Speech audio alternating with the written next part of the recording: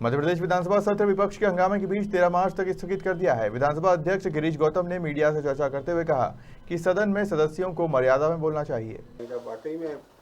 नहीं, ये बहुत गलत हुआ है और ऐसा नहीं होना चाहिए, क्योंकि हम सब की जिम्मेदारी है। बार बार हम कहते हैं कि लोकतंत्र का मंदिर लोकसभा या विधानसभा है, तो हम आने वाले उसके पुजारी हो गए ना भैया।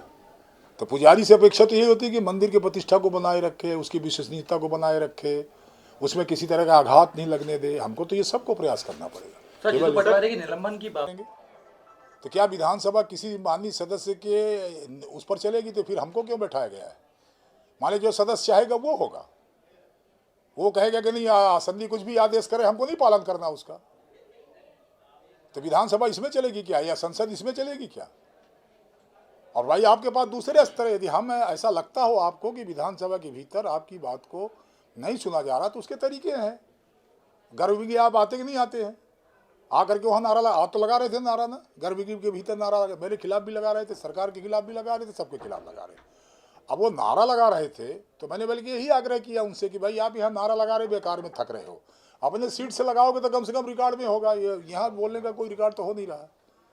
तो आप लगाओ, बाहर लगाओ नारा, भीतर लगाओ नारा, बहिर्गमन करो, जो तबीयत हो करो, पर उसमें भी संसद की गरिमा को बनाए रखने की हम सबकी जिम्मेदारी है। सर, कार्यसूची फाड़ के फेंक दी गई अंदर, तो उसको लेके भी कुछ नहीं, उसको भी दिखवाएंगे। अब ये बताओ, एक तरफ है भाई, देखिए सबसे पहले वो है ना कि पहले अपने आचरण को ठीक करो तो दूसरे से आचरण की अपेक्षा करो।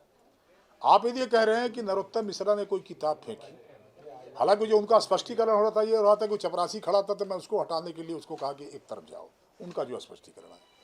अब आपने किताबें फाड़ दी, उसी नियम को पढ़ते हुए उसको फाड़ करके फेंक दिया।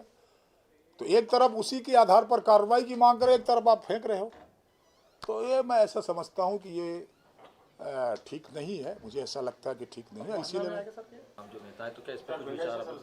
नहीं, गुंजाइश तो हमेशा बनी रहती है, पर वो एक आसंदी का आदेश है, उसका पालन करते हुए करेंगे तो उसमें विचार किया जा सकता है। ऐसा थोड़ी कई बार हुआ है। इसी विधानसभा के भीतर राकेश चौधरी जी की सदस्यता समाप्त कर दी गई थी, है याद सबको कि नहीं याद है?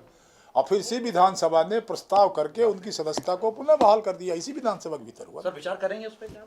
नहीं आएगा तो क्यों नहीं करेंगे? ऐसा कोई विधानसभा रिगेडिटी के साथ थोड़ी चलता है। कोई सुप्रीम कोर्ट का फैसला हमने थोड़ी कर दिया है, और सुप्रीम कोर्ट का फैसला भी होता तो रिव्यू पटिशन होती है ना, उसमें कौन सी दिक्कत? तो अभी तक कोई खेद नहीं आया, आप चाहते हैं कि खेद आए? तो नहीं, अभी कहाँ, अभी तो कुछ दिया नहीं, अभी तो कुछ नहीं लिख के नहीं दिया।